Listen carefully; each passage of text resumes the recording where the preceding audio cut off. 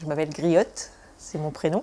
Je suis artiste-auteur de famille créole Zanatan. Donc en fait, c'est une famille qui s'est installée à Madagascar depuis plusieurs générations. Et j'ai vécu en France métropolitaine, à La Réunion et à Madagascar. Donc maintenant, je vis à La Réunion depuis un peu moins de 10 ans. Et c'est pas mal parce que ça me permet de bouger plus facilement que quand on était à Madagascar. Et je peux continuer à travailler à Madagascar et aussi à La Réunion. Donc mon boulot, en fait, c'est dessiner, peindre, illustrer parfois et écrire aussi.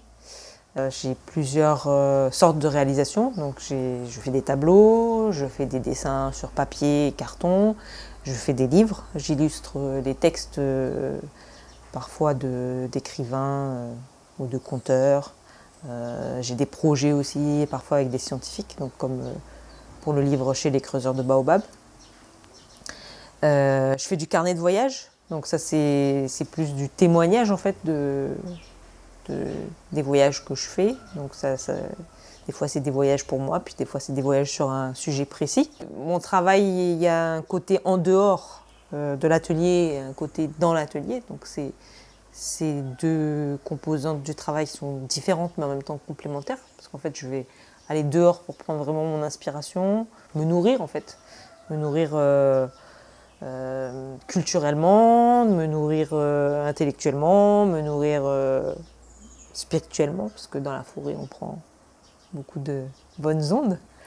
Et j'ai vraiment des thèmes aussi qui sont un peu autour de tout ça.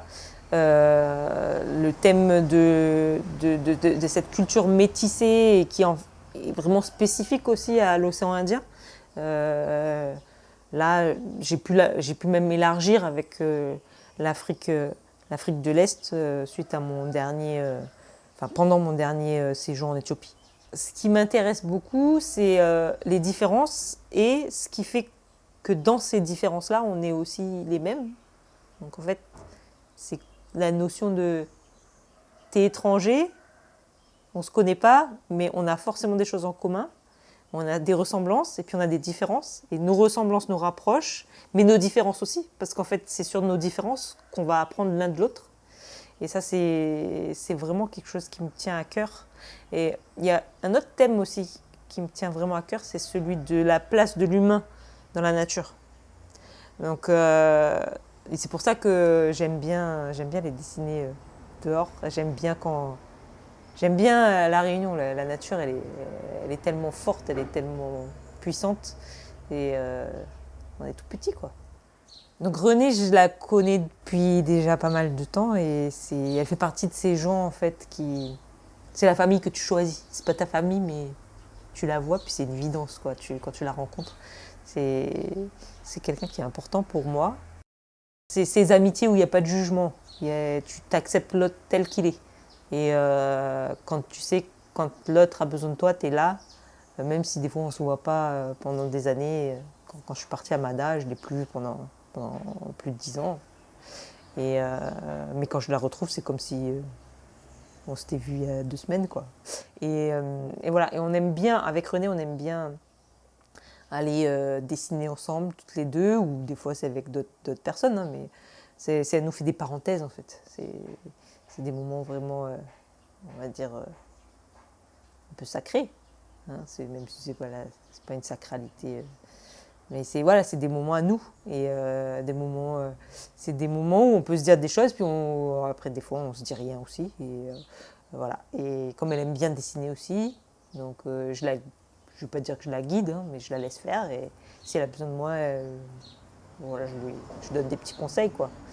Mais j'aime bien qu'elle cherche toute seule aussi. J'aime bien que les gens ils voient. Je pense qu'aujourd'hui il y a assez de support pédagogique pour aller chercher par soi-même les techniques, mais ce qui est important, c'est du temps à soi pour pratiquer et sans jugement.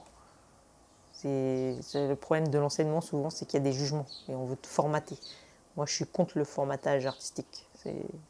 L'art, et puis ce domaine-là, c'est un domaine où justement on doit être libre.